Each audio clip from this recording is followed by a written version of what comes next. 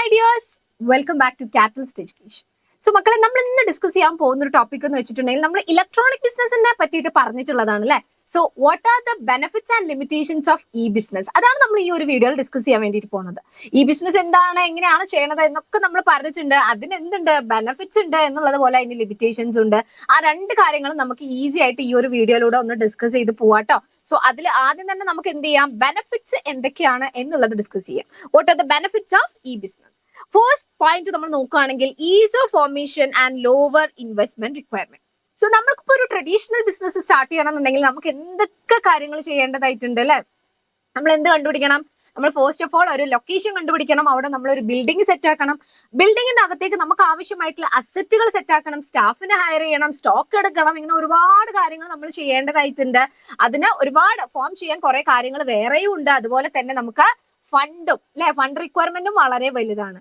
പക്ഷെ ഒരു ഇലക്ട്രോണിക് ബിസിനസ്സിലേക്ക് വരുന്ന സമയത്ത് അത് ഫോം ചെയ്യാൻ എളുപ്പമാണ്. അതുപോലെ തന്നെ ഇൻവെസ്റ്റ്മെന്റ് ഫണ്ട് റിക്വയർമെന്റും കുറവാണ് എന്നുള്ളതാണ് കേട്ടോ. So, e-business is relatively easy to start, and even if you do not have much capital but have the internet and contact, you can do a fabulous business. അതായത് നമുക്ക് എന്തില്ല, നമ്മുടെ കയ്യിൽ അങ്ങനെ ഒരുപാട് ഫണ്ട് ഒന്നും ബിസിനസ്സിന് വേണ്ടിയിട്ട് ഇൻവെസ്റ്റ് ചെയ്യാനൊന്നും ഇല്ല. But we have an internet connection. നമുക്കൊരു ഇന്റർനെറ്റ് കണക്ഷൻ ഉണ്ട്. അതുപോലെ തന്നെ അത്യാവശ്യത്തിനുള്ള കോൺടാക്ട് ഒക്കെ കയ്യിലുള്ള ഒരാളാണെങ്കിൽ നമുക്കൊരു ബിസിനസ് ചെയ്യാവുന്നതാണ്. ഈസിലി ഒരു ബിസിനസ് ഫോം ചെയ്തെടുക്കാവുന്നതാണ് വിത്ത് ലോവർ ഇൻവെസ്റ്റ്മെന്റ്. ഓക്കെ, അതാണ് അതിന്റെ ആദ്യത്തെ ഒരു ബെനിഫിറ്റ്. ദെൻ നെക്സ്റ്റ് വൺ നോക്കുകയാണെങ്കിൽ കൺവീനിയൻസ് ആണ് കേട്ടോ. ഇവിടെ internet offers the convenience of 24 hours day business. അതായത് നമ്മളൊരു ട്രഡീഷണൽ ബിസിനസിനെ ഡിപ്പെൻഡ് ചെയ്തിരിക്കുകയാണെങ്കിൽ എന്തായാലും അതിനൊരു ടൈം ലിമിറ്റ് ഉണ്ടായിരിക്കും. ഒരു ദിവസത്തിൽ എന്തായാലും ഒരു സമയത്തിനുള്ളിൽ ആ ഒരു ബിസിനസ് ക്ലോസ് ഡൗൺ ആവും. ആ ഒരു സമയം വരെയുള്ള സർവീസിലേക്ക് എന്ത് ചെയ്യാൻ പറ്റുള്ളൂ, കസ്റ്റമറിന് കൊടുക്കാൻ വേണ്ടിയിട്ട് ആ ഒരു ബിസിനസിന് സാധിക്കുള്ളൂ. എന്നാൽ നമ്മൾ ഇലക്ട്രോണിക് ബിസിനസ്സിലേക്ക് വരുന്ന സമയത്ത് ഇലക്ട്രോണിക് ബിസിനസ് ചെയ്യുന്നത് ഇന്റർനെറ്റ് യൂസ് ചെയ്തിട്ടാണ്. ഇന്റർനെറ്റ് എന്ത് ചെയ്യുന്നുണ്ട്, 24 hours എന്നുള്ള ഒരു കൺവീനിയൻസ് ഏതൊരാൾക്കും തരുന്നുണ്ട്. സോ അതുകൊണ്ട് തന്നെ ഇവിടെ കൺവീനിയൻസ് കൊടുക്കുന്നുണ്ട്. കസ്റ്റമേഴ്സിന് 24 മണിക്കൂറിൽ എപ്പോൾ വേണമെങ്കിലും അവർക്ക് വേണ്ടത് പർച്ചേസ് ചെയ്യാവുന്നതാണ് അല്ലെ. So 24 hours day convenience provide ചെയ്യുന്നുണ്ട്.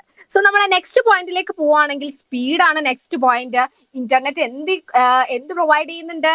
Internet offers speedy service to the customers. കസ്റ്റമേഴ്സിന് വളരെ സ്പീഡ് ആയിട്ടുള്ള സർവീസസ് എന്ത് ചെയ്യുന്നുണ്ട്, ഇന്റർനെറ്റ് പ്രൊവൈഡ് ചെയ്യുന്നുണ്ട്. നമ്മൾ കയറിയിട്ട് പർച്ചേസ് ചെയ്യുകയാണെങ്കിൽ നമുക്ക് പെട്ടെന്ന് തന്നെ സാധനങ്ങൾ നമ്മൾ സെലക്ട് ചെയ്തിട്ട് നമുക്ക് ഓർഡർ ഒക്കെ പ്ലേസ് ചെയ്യാൻ വേണ്ടിയിട്ട് പറ്റുന്നുണ്ട് അല്ലെ. സോ സ്പീഡ് സർവീസസ് ആണ് പ്രൊവൈഡ് ചെയ്യുന്നത്.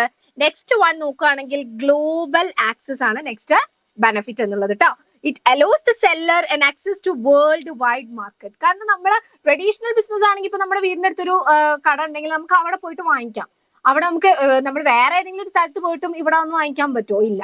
പക്ഷെ നമ്മളൊരു ഇലക്ട്രോണിക് ബിസിനസ്സിലേക്ക് വരുന്ന സമയത്ത് വേൾഡ് വൈഡ് മാർക്കറ്റ് ആണ് നമ്മുടെ മുന്നിൽ ഓപ്പൺ ആയിട്ടുള്ളത്. നമുക്ക് എവിടെ നിന്നുള്ള സാധനങ്ങളും ഇന്റർനെറ്റ് ത്രൂ എന്ത് ചെയ്യാൻ പറ്റും, പർച്ചേസ് ചെയ്യാൻ വേണ്ടിയിട്ട് പറ്റും. നമുക്കൊരു ഗ്ലോബൽ ആക്സസ് നൽകുന്നുണ്ട് ഈ ബിസിനസ്.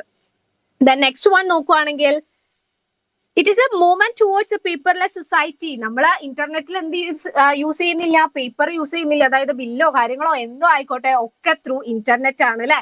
സോ നമ്മൾ ഈ ഇലക്ട്രോണിക് ബിസിനസ് ഒക്കെ ചെയ്യുന്നതിലൂടെ ഒരു പേപ്പർലെസ് സൊസൈറ്റിയിലേക്കാണ് നമ്മൾ മൂവ് ഫോർവേഡ് ചെയ്യുന്നത് എന്നുള്ളതാണ് കേട്ടോ.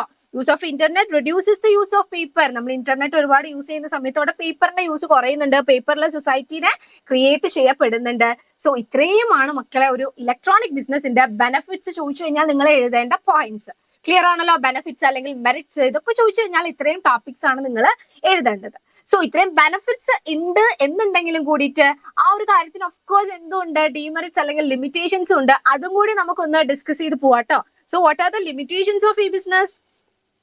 അതിൽ ഫസ്റ്റ് വൺ ആണ് ലാക്ക് ഓഫ് പേഴ്സണൽ ടച്ച്. നമ്മൾ സാധാരണ ഒരു ട്രഡീഷണൽ ബിസിനസ് ആണ് ഡിപ്പെൻഡ് ചെയ്യുന്നതെങ്കിൽ നമുക്ക് സാധനങ്ങൾ അവിടെ നേരിട്ട് പോയി കണ്ട് തൊട്ട് നോക്കി നമുക്ക് വേണമെങ്കിൽ എന്ത് ചെയ്യാം, നമുക്കൊന്ന് എക്സ്പീരിയൻസ് ചെയ്ത് നോക്കി, ഇപ്പൊ ഡ്രസ്സൊക്കെ ആണെങ്കിൽ നമുക്ക് ഇട്ട് നോക്കി ഒക്കെ നമുക്ക് പർച്ചേസ് ചെയ്യാം. പക്ഷെ നമ്മൾ ഇലക്ട്രോണിക് ബിസിനസ്സിലേക്ക് വരുന്ന സമയത്ത് it lakhs A personal touch. നമുക്ക് കണ്ടു നോക്കി തൊട്ട് നോക്കി ഒന്നും എടുക്കാനൊന്നും പറ്റൂല അല്ലെ. Electronic business lacks the personal touch. One cannot touch or feel the product. നമുക്ക് ടച്ച് ചെയ്യാനോ അല്ലെങ്കിൽ നമുക്ക് ഫീൽ ചെയ്തിട്ട് ആ പ്രൊഡക്റ്റ് വാങ്ങിക്കാനോ വേണ്ടിയിട്ട് ഒരിക്കലും സാധിക്കില്ല. നമുക്ക് ഒരു ഊഹം വെച്ചിട്ട് പർച്ചേസ് ചെയ്യാം, അത്രേ ഉള്ളൂ. So it is difficult for the consumer to check the quality of a product. നമുക്ക് കാണാനോ തൊടാനോ ഒന്നും പറ്റൂല എന്നുള്ളത് കൊണ്ട് തന്നെ നമുക്ക് അതിന്റെ ക്വാളിറ്റി ചെക്ക് ചെയ്യാൻ വേണ്ടി പറ്റൂല. നമ്മൾ ഓർഡർ ചെയ്ത ആ സാധനം നമ്മുടെ കയ്യിൽ എത്തിയതിനു ശേഷം മാത്രമേ നമുക്ക് അതിന്റെ ആ ഒരു ക്വാളിറ്റി ചെക്ക് ചെയ്ത് നോക്കാൻ വേണ്ടിയിട്ട് സാധിക്കുള്ളൂ. And also there is no personal contact between the seller and buyer. അതുപോലെ തന്നെ സെല്ലറും ബയറും തമ്മിൽ എന്തില്ല, ഒരു പേഴ്സണൽ കോൺടാക്ട് ഒന്നും വരുന്നില്ല. നമ്മൾ കാണുന്ന പോലും ഇല്ല അല്ലെ, ആരുടെ കയ്യിൽ നിന്നാണ് നമ്മൾ വാങ്ങിക്കുന്നത് അല്ലെങ്കിൽ ആരാണ് നമുക്ക് വിൽക്കുന്നത് എന്നൊന്നും. സെല്ലർ ആരാണ്, ബയർ ആരാണ്, രണ്ടും നമ്മൾ കാണുന്നില്ല. സോ ഇവിടെ ഒരു പേഴ്സണൽ ടച്ചിന്റെ അഭാവം ഉണ്ടായിരിക്കും. ഇനി നമ്മൾ നെക്സ്റ്റ് പോയിന്റ് നോക്കുകയാണെങ്കിൽ need for technologically competent parties. Traditional business നമ്മൾ നോക്കുകയാണെങ്കിൽ ആർക്കും ചെയ്യാവുന്നതാണ്. ബിസിനസ് ചെയ്യാൻ അറിയാവുന്ന ആർക്കും ഒരു ട്രഡീഷണൽ ബിസിനസ് ചെയ്ത് മുന്നോട്ട് പോകാവുന്നതാണ്. പക്ഷെ ഇലക്ട്രോണിക് ബിസിനസ്സിലേക്ക് വരുന്ന സമയത്ത് ആർക്കും അത് ചെയ്യാനോ അല്ലെങ്കിൽ പർച്ചേസ് ചെയ്യാനോ ഒന്നും സാധിക്കില്ല. ടെക്നോളജിക്കലി കോമ്പീറ്റന്റ് ആയിട്ടുള്ള ആളുകളായിരിക്കണം.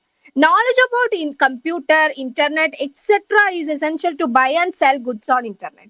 നമ്മൾ ഇന്റർനെറ്റ് ത്രൂ സാധനങ്ങൾ വാങ്ങാനാണെങ്കിലും വിൽക്കാനാണെങ്കിലും നമുക്ക് കമ്പ്യൂട്ടറിനെ കുറിച്ചിട്ടും ഇന്റർനെറ്റിനെ കുറിച്ചിട്ടും ഒക്കെ ഒരു എന്തുള്ള ആളായിരിക്കണം, ഒരു ധാരണ ഉള്ള ആളായിരിക്കണം. ഇപ്പൊ നമ്മുടെ വീട്ടിലൊക്കെ ഉള്ള അമ്മൂമ്മമാര് അങ്ങനത്തെ ആൾക്കാർക്കൊക്കെ ഇപ്പൊ ഓൺലൈനായിട്ട് ഒരു സാധനം വാങ്ങണം എന്ന് പറഞ്ഞിട്ടുണ്ടെങ്കിൽ അവർ ആമസോൺ എടുത്തിട്ട് ഇങ്ങനെ വാങ്ങിക്കും.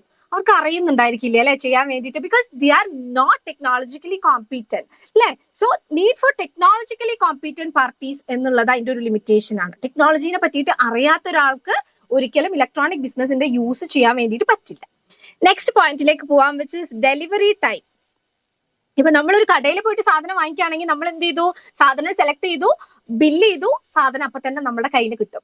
പക്ഷേ നമ്മള് ഇപ്പൊ ഒരു ഇലക്ട്രോണിക് ബിസിനസ്സിലാണെങ്കിൽ നമ്മൾ എന്താണ്, ഇപ്പൊ ആമസോണിലാണെങ്കിൽ ആമസോൺ, ഫ്ലിപ്കാർട്ടിലാണെങ്കിൽ ഫ്ലിപ്കാർട്ട്, നമ്മൾ കയറി സാധനം സെലക്ട് ചെയ്തു, നമ്മൾ എന്ത് ചെയ്തു, ഓർഡർ പ്ലേസ് ചെയ്തു. പക്ഷേ it takes time to deliver it അല്ലെ. ഒരു ഡെലിവറി ടൈം എന്ന് പറയുന്ന സാധനം ഉണ്ട്. ആ പ്രൊഡക്റ്റ് നമ്മുടെ കയ്യിൽ കിട്ടാൻ ഒരു സമയം എടുക്കും അല്ലെ. അത് അതിന്റെ ഒരു ഡീഫോൾട്ട് ആയിട്ട് നമുക്ക് പറയാം. നെക്സ്റ്റ് വൺ വരുന്നതാണ് സെക്യൂരിറ്റി ഇഷ്യൂസ്. ഓഫ് കോഴ്സ് നമുക്ക് എന്താണ്, ഒരുപാട് സെക്യൂരിറ്റി ഇഷ്യൂസും വരുന്നുണ്ട്. ഓൺലൈനായിട്ട് സാധനങ്ങൾ പർച്ചേസ് ചെയ്യുന്ന സമയത്ത് ഒരുപാട് സ്കാമും കാര്യങ്ങളും ഒക്കെ ഇറങ്ങിയിട്ടുണ്ട്. നമ്മുടെ പൈസ അങ്ങനെയൊക്കെ പോവാറുണ്ട് അല്ലെ. There are a lot of people who scam through online business.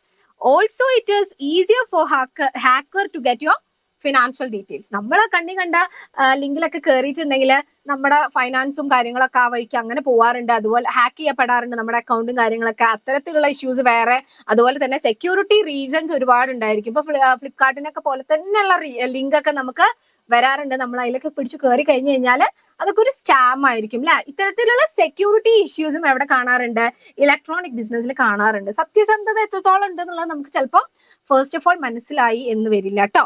So ഇത്രയുമാണ് അതിന്റെ ലിമിറ്റേഷൻസ് ചോദിച്ചു കഴിഞ്ഞാൽ എഴുതേണ്ടത്. സോ ഈ ഒരു ടോപ്പിക് ഡിസ്കസ് ചെയ്തപ്പോൾ നിങ്ങൾക്ക് മനസ്സിലായല്ലോ, ഇലക്ട്രോണിക് ബിസിനസ് നമ്മൾ ഇലക്ട്രോണിക്കലി അല്ലെങ്കിൽ ഇന്റർനെറ്റ് ത്രൂ സാധനങ്ങൾ പർച്ചേസ് ചെയ്യുന്ന ആൾക്കാരാണ്. അതിന്റെ ബെനിഫിറ്റ്സ് എന്തൊക്കെയാണ്, ലിമിറ്റേഷൻസ് എന്തൊക്കെയാണെന്ന് ചോദിച്ചു കഴിഞ്ഞാൽ ഈ പോയിന്റ്സിന്റെ കൂടെ ഓഫ്കോഴ്സ് നമുക്ക് ആഡ് ഓൺ ചെയ്യാൻ വേണ്ടിയിട്ട് പറ്റും. നമ്മൾ ചെയ്തപ്പോൾ നമുക്ക് എന്തൊക്കെയാണോ ലിമിറ്റേഷൻ ആയിട്ട് തോന്നിയത് അതൊക്കെ നമുക്ക് പോയിന്റ് ഔട്ട് ചെയ്ത് എഴുതാവുന്നതാണ് കേട്ടോ. അതുപോലെ ഗുണം ആയിട്ട് ബെനിഫിറ്റ്സ് ആയിട്ട് തോന്നിയതും നമുക്ക് പോയിന്റ് ഔട്ട് ചെയ്ത് എഴുതാവുന്നതാണ്. സോ ഈ ഒരു ടോപ്പിക് കൂടെ സിമ്പിൾ ആയിട്ട് നമ്മൾ ഡിസ്കസ് ചെയ്ത് പോയി. ഇതുപോലെ തന്നെ എക്സാമിന് ഇമ്പോർട്ടന്റ് ആയിട്ടുള്ള ടോപ്പിക്സ് ആയിട്ട് നമ്മൾ വീണ്ടും വരുന്നതായിരിക്കും. വീഡിയോ ഇഷ്ടമായിട്ടുണ്ടെങ്കിൽ നിങ്ങൾ എന്ത് ചെയ്യുക, ഒന്ന് ലൈക്ക് ചെയ്യുക, ഷെയർ ചെയ്യുക. അതുപോലെ നിങ്ങളുടെ എല്ലാ ഫ്രണ്ട്സിലേക്കും ഈ ഒരു വീഡിയോ ഒന്ന് ഷെയർ ചെയ്ത് കൊടുക്കുക കേട്ടോ മക്കളെ. So all the very best. Thank you so much.